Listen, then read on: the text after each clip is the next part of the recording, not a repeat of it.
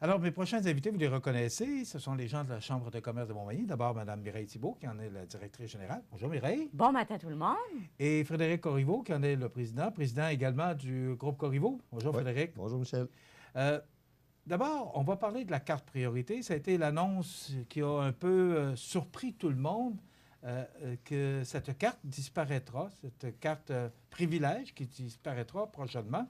Oui. Pourquoi? Alors, on en est venu à cette réponse ou à cette finalité en discutant avec les commerçants tout d'abord, au niveau de l'accessibilité de la carte et tout ça. Et au niveau de différentes problématiques qui sont derrière la carte, qu'on pourra élaborer un petit peu plus là, tout à l'heure, c'est au niveau de la base de données, parce que ça ne se fait pas tout seul, on conviendra. Alors, avec tous ces motifs, le conseil d'administration, avec différents partenaires, parce qu'on a quand même consulté les marchands, on a échangé avec eux. Alors, on en est venu à la conclusion que nous devrons mettre fin à la carte priorité. Alors, les citoyens auront les détenteurs de cartes auront jusqu'au 30 novembre prochain pour échanger leurs dollars. Et par la suite, bien, nous procéderons à la finalisation avec la base de données et tout ça. Il y a un élément important que je dois dire, Michel, c'est que la base de données qui est liée à ce programme-là est offerte pour des contrats minimaux de 3 ans. Alors, ce qui amenait autant les commerçants que la Chambre, parce que notre licence se termine au début 2020. Il faut comprendre qu'il y a eu 2 renouvellements de licence. Alors, elle est en place, comme tu le sais, depuis 2013. Donc, il y a eu 2 renouvellements successifs et ça nous amenait à maintenir et payer tous les frais qui sont liés à cette base de données-là pour un autre 3 ans. Et c'est à ce niveau-là, si on avait pu probablement le faire année après année, ça aurait été différent. On aurait pu voir avancer, voir évoluer. Mais là, l'obligation des concepteurs de la base de données et à qui nous devons payer des redevances et des droits de licence nous oblige à des contrats triennaux. Ça vient changer la donne de n'importe quelle entreprise quand elle a à prendre une décision. Bon. Alors, c'est ce qui nous a amenés à ce niveau-là. Moi, je me fais un peu l'avocat du diable dans tout ça. J'en ai parlé cette semaine. Je suis en désaccord ou je suis triste de voir partir cette carte privilège-là, cette carte de fidélité de la clientèle. On voit que les fuites commerciales augmentent. Bon, les gens vont magasiner plus vers Lévis, Québec. Ce sont les récents chiffres qu'on a eus l'automne dernier. On a une carte fidélité. On a eu presque 35 marchands. Parce que c'est ma TV, avec Rénal Lavoie, on avait pris le bâton de pèlerin et on a fait beaucoup de travail là-dedans pour inciter les marchands à embarquer là. Qu'est-ce qui s'est passé, Frédéric ou Mireille, je comprends là, le renouvellement de contrat, mais quand même, les marchands payaient une cotisation. C'est pas que la Chambre de commerce qui payait ça. Qu'est-ce qui s'est passé pour qu'on prenne cette décision-là, Frédéric? Moi, ça me jette à terre un peu, j'avoue. Bien, nous autres aussi, à la Chambre de commerce, on est très déçus de ça. C'est un programme auquel on croyait, une carte fidélité pour notre région. Ça aide, dans le fond, à garder notre commerce en région. Sauf que le mandat de la Chambre de commerce, c'est de faire arriver, c'est d'amener des idées nouvelles, c'est d'essayer de trouver des stratégies pour nos commerçants, pour les aider dans leur business, dans leur commerce. Sauf que c'est pas apporter sur une longue période un programme de fidélité, surtout pas un programme de fidélité. On a mis au monde ce programme-là. On a essayé de le passer à maintes reprises à des regroupements de commerçants ou à des regroupements de citoyens, ou peu importe qui aurait cru à maintenir cette carte-là, de prendre en main le dossier et la gérer elle-même. Nous, on l'a fait pendant plusieurs années parce que personne ne voulait reprendre le flambeau. On l'a maintenu, mais qu'est-ce que ça demande en ressources au niveau de notre gestion? C'est beaucoup trop grand pour ce qu'on est capable de supporter avec une permanence à la Chambre de commerce. Il aurait fallu qu'un groupe de commerçants ou de citoyens se lève et dire, nous, on est intéressés à poursuivre le programme. On l'a offert beaucoup. Jamais de main se sont levées. Donc, aujourd'hui, on est obligé de venir, malheureusement, mettre fin au programme parce qu'on investissait beaucoup trop de temps là-dedans. On n'avait pas les ressources pour faire ça. Mais il y avait une satisfaction des marchands, oui, Mireille? Alors, ce qui est important de rappeler, là, c'est que les citoyens et les commerçants ensemble, c'est pas... on jette pas le bébé avec l'eau du bain, comme on dit. les commerçants, ce qu'ils ont convenu, puis on va les laisser cheminer jusqu'à la fin de cette carte priorité-là, mais les commerçants préfèrent davantage avoir une carte fidélité qui leur est propre.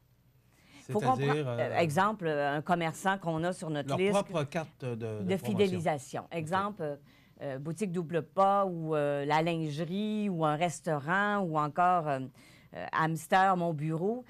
Ces commerces-là préfèrent avoir leur propre carte de fidélisation, ce qui fait que le citoyen, exemple, tu vas faire des achats, tu vas pouvoir avoir ta carte de fidélisation et en échange, tu vas le réinvestir dans ce commerce-là. Ce qu'il faut voir aussi, un enjeu avec la carte priorité, c'est que les citoyens pouvaient faire leur achat, tu l'as mentionné, avec une liste de commerçants, mais les investissaient au commerce de leur choix. Alors, on pouvait, vous savez, c'est quand même, en économie, 1 + 1, ça doit toujours égaler 2, là, un principe de base. On pouvait s'assurer, il faut s'assurer aussi que le commerçant, il retrouve son compte. Parce que si on fait des achats, exemple, dans plusieurs commerces et qu'on les réinvestit dans quelques commerces, bien, il y a un moment donné, il y a un certain déséquilibre qui peut s'installer. Mais au-delà de tout ça, il y a un élément que j'aimerais qu'on retienne, parce que c'est facile de dire que oui, bon, ça ne fonctionne pas, on arrête, on est déçu. On peut le dire, je le sais. Toutefois, ce que j'aimerais qu'on retienne, c'est que cette carte priorité, Montmagny-Lillet, a duré plus de 6 ans, quand les autres endroits ou les autres chambres de commerce, avec les partenaires qui ont tenté l'expérience, ont duré pour certains des mois. Mais nous pouvons, On est malgré ceux tout... qui l'ont maintenu le plus longtemps. Oui, mais Frédéric, moi, ou Mireille, les fuites commerciales, on va faire quoi? Est-ce que la Chambre de commerce, par rapport à la décision que vous prenez, avez-vous songé, avec la Société de développement économique, bon, vous êtes des organismes économiques de la région, essentiels. Maintenant, est-ce que, par rapport aux chiffres qui ont sorti l'automne dernier, l'automne 2018, qui dit que les fuites commerciales augmentent, est-ce que si on oublie la carte priorité, je comprends que les marchands veulent probablement avoir leur carte propre de fidélisation, ça je comprends.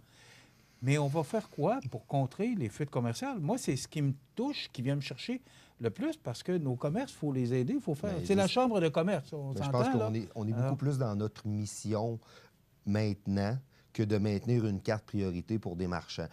Au cours des dernières années, on a instauré beaucoup avec différents partenaires au niveau de l'économie à Montmagny, des programmes, des formations qui étaient dédiées directement aux marchands pour essayer de fidéliser leur clientèle, les outiller de manière différente par différents programmes de formation qui leur sont offerts en collaboration avec la Chambre et d'autres intervenants économiques du milieu. Puis je pense qu'on est beaucoup plus maintenant à ce que la Chambre de commerce doit être, outiller les marchands, lui donner des formations, que de maintenir un programme de fidélité au niveau d'une carte, là. La mettre au monde, c'était super. La passer, il aurait fallu Bon, que ça moi, soit ce que je comprends, l'étape Frédéric, suivante. c'est qu'il aurait fallu une volonté des marchands de la place, puis elle n'était pas là. Bien, C'est il ça faut, que je faut comprends. nuancer, là. La volonté, parce que les marchands, on est tous des marchands, c'est un homme d'affaires. Vous savez, on vit tous dans la même réalité. Quand tu poses la question sur l'achat local, moi, je dis tout le temps, chaque citoyen, chaque consommateur a sa part de responsabilité. OK?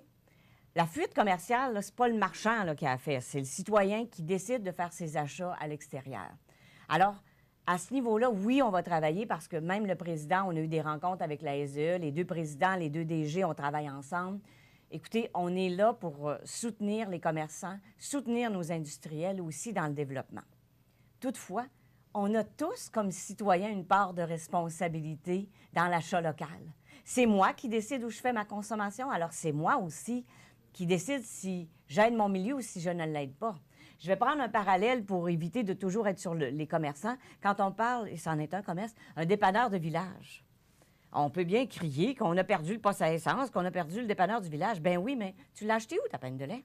Tu l'as mis où, ton essence? Tu l'as acheté où, ton soutien-gorge? Tu l'as acheté où, tes souliers?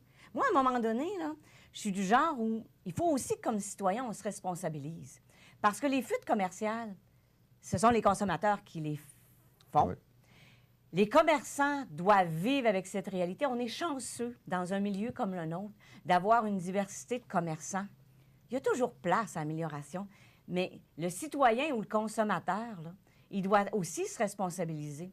Et l'autre élément aussi, plusieurs commerçants l'offraient la carte, le citoyen ne l'avait pas, revenait une semaine après pour dire « Je peux-tu avoir mes points? » on a aussi, comme citoyen, une responsabilisation. Écoute, j'ai même eu des demandes. Ça fait 1 an que j'ai acheté mon appareil. Je peux-tu y retourner? Écoutez, madame, je comprends, j'ai beaucoup d'empathie, je l'entends bien, la question. Toutefois, c'est une question aussi de respect mutuel. Tu ne l'avais pas, ta carte. Le commerçant te l'a offert.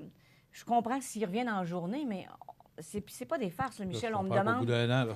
On me demande ces choses-là. Faut pas oublier que encourager l'économie locale, c'est s'encourager soi-même. C'est ça. À chaque fois qu'on perd un commerce dans une région, on vient de s'appauvrir collectivement. Donc, les choix de consommation qu'on fait, c'est beaucoup plus ça qu'une carte fidélité, là.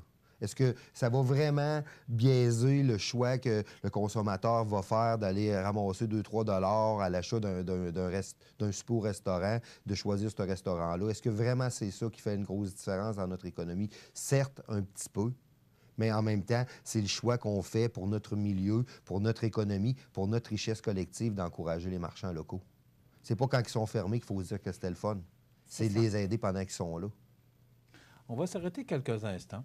On va parler parce qu'il y a de l'argent dans les coffres. Alors, qu'est-ce qu'il adviendra de ces argents-là qui sont dans les coffres actuellement? Et, M. le Président, vous avez une grande nouvelle à nous annoncer aussi. Donc, restez avec nous. On poursuit notre entrevue avec Mireille Thibault et Frédéric Corriveau de la Chambre de commerce de Montmagny. Je reviens avec mes invités, Mireille Thibault et Frédéric Corriveau de la Chambre de commerce de Montmagny, respectivement directrice générale et président. Maintenant, il y a beaucoup d'argent dans les coffres. Ça, c'est l'argent qui s'est amassé au fil du temps avec la carte priorité. Il arrive quoi avec cet argent-là? Tout d'abord, on va rassurer les gens. Les sommes sont en fidéocommis parce que c'est comme virtuel. On se comprend, c'est des in and out, mais c'est pas de l'argent que... Alors, le citoyen utilise ses points, ses dollars, chez les marchands participants. Entre-temps, d'ici la fin du mois d'octobre, les commerçants qui ont maintenu leur renouvellement continuent d'offrir les mêmes services qu'ils offraient avant au niveau de la carte. Toutefois, le citoyen doit se responsabiliser en lui-même, échangeant ses points. Bon, c'est quoi la date? Le 30 novembre 2019. OK. Le 30 novembre, si vous n'avez pas échangé vos points ou votre... C'est de l'argent, c'est pas des points, c'est de l'argent. C'est de l'argent. Alors, si vous ne l'avez pas échangé avant le 30 novembre, bien, le 1er décembre sera trop tard. C'est ça. OK. Et c'est clair, nous devons, selon ce qui est écrit sur le site en lien avec la licence, offrir 6 mois aux citoyens pour échanger leurs dollars. Alors, si nous comptons bien, nous l'avons annoncé en mai, donc 1 mois à l'avance, pour permettre plus de 6 mois, le temps qu'on s'organise, le temps qu'on véhicule bien la nouvelle, pour permettre aux citoyens d'échanger leurs dollars. On arrive le 1er décembre. Il y aura donc, parce que chaque commerçant a ses rapports journaliers s'il le souhaite, de ristournes qu'il verse aux citoyens et de ristournes de dollars qu'il peut récupérer. Alors, à la fin de tout ça, chaque commerçant a lui-même actuellement dans son commerce ses rapports. Il les aura le 1er décembre au matin. Et conformément à l'entente, et compte tenu que tu l'as mentionné tout à l'heure, vous avez travaillé beaucoup dans le domaine, vous êtes donc au fait que chaque commerce a un contrat en bonne et due forme qui le lie, qui lie les deux parties. Et c'est clair, il y a une clause très claire dans le contrat qui stipule, et je vais me permettre de la lire. Oui. Alors, à la fin, la Chambre de commerce, parce que c'est lui qui est le gestionnaire, s'engagera à rembourser tous les montants de remises accumulées au prorata des dollars accumulés chez le marchand.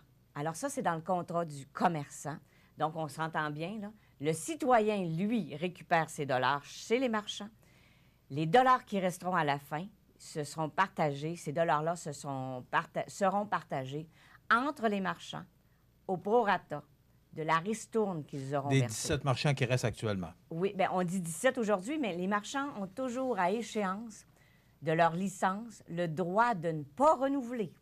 De notre côté, la clause est claire également. Okay. Les gens qui ont des renouvellements, exemple, en octobre ou en juin, parce que c'est le cas, seront facturés eux aussi au prorata du nombre de mois qu'il restera jusqu'au 30 novembre. Alors, tout est fait dans les règles, conformément au contrat, et vous êtes bien placé pour le savoir à CMA TV parce que vous avez travaillé avec les commerçants et c'est même parfois vous qui avez fait signer les contrats. Donc, il existe un contrat en bonne et due forme. Il existe... Mais on y a cru, Mireille, Tout le monde y a jusque cru. dans le bout des orteils. Je le dis de même parce que Rénal Lavoie et moi, on s'est investis là-dedans. On est allé chercher tout près de 35 marchés, je pense qu'on a atteint. Je ne me souviens pas le nombre exact. On a mis pendant plus de 2 ans beaucoup de publicité sur tout le réseau de CBATV. C'est ce qui a fait qu'il y a Alors, un centre de consommateurs on y qui croyait, l'utilise, on y croit encore. Je suis déçu de la disparition de cette carte-là. Je suis très honnête. On est très déçus de la voir disparaître, mais on comprend aussi les tenants et les aussi, aboutissants. Michel, parce que la gestion de cette carte-là là, demandait entre 8 à 10 heures par semaine à une ressource. Que vous n'avez pas. C'est-à-dire, Mireille, pendant 6 ans, on a investi 8 à 10 heures par semaine de notre ressource à temps plein pour faire la gestion de cette carte-là. Il fallait y croire, nous autres aussi, la Chambre de commerce, parce qu'une Chambre de commerce, c'est financé par ses activités puis par ses commanditaires. Fait que, dans le fond, on croyait au bien fondé d'avoir un programme de même dans notre région. On a investi de l'argent, de la ressource, mais aujourd'hui, à un moment donné, toute bonne chose à une fois. Rapidement, parce qu'on a un autre sujet à aborder. Est-ce que si, aujourd'hui, un groupe de marchands arrivait et disait, bien, écoutez, on veut reprendre, est-ce qu'il est trop tard ou il est toujours temps, si un groupe de marchands décidait demain matin de reprendre au bon cette carte priorité-là? Il y a des règles, et quand je te parlais tout à l'heure que la base de données et la licence, il y a des règles qui sont très strictes avec cette licence-là.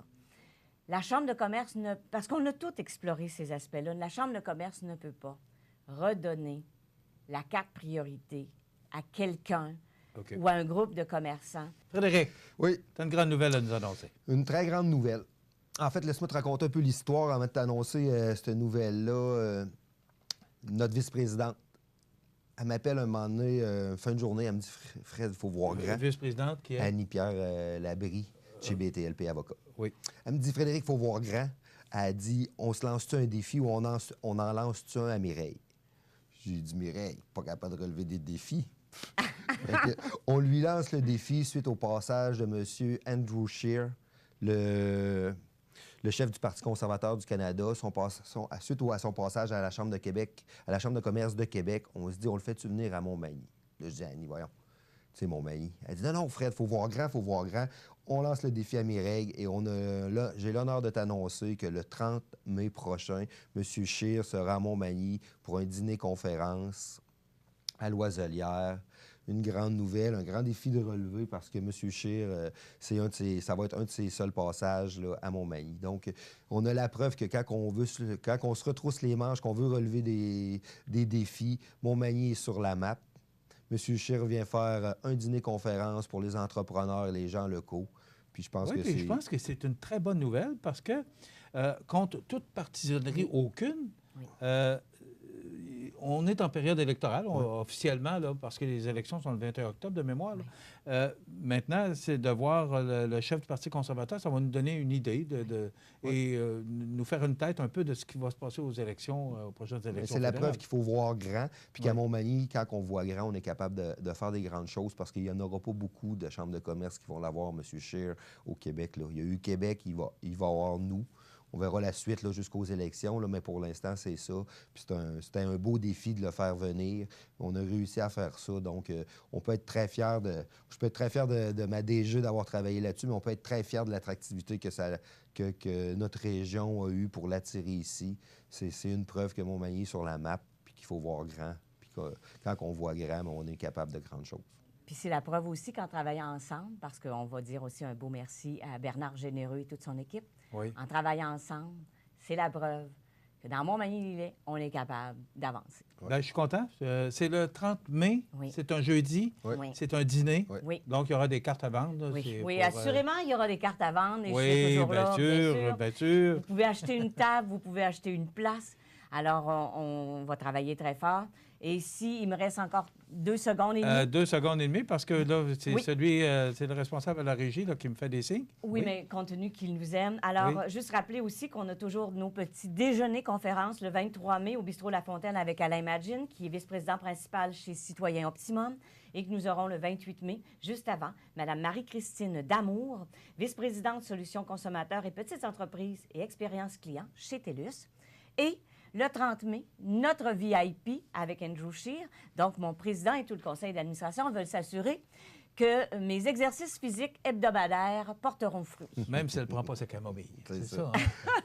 Hein? Alors, merci à vous deux pour cette mise au point. Oui, important. Bon, je vous rappelle ma déception par C'est rapport au fuite commercial. Moi, c'est toujours ce que je retiens. Je suis un gars local, je l'ai prouvé avec tout ce que j'ai fait ici. Et j'y tiens à ma localité, j'y tiens à ma ville, je tiens à tout ce qui se passe chez nous. Nous aussi, Michel, nous Et y tenons. pour moi, c'est une déception, mais on comprend les Oui. tenants et les aboutissants du fait qu'on abandonne cette carte priorité. Merci d'avoir été avec Merci. nous. Mireille Thibault, directeur général, et Frédéric Corriveau du groupe Corriveau, mais aussi président de la Chambre de commerce de Montmagny.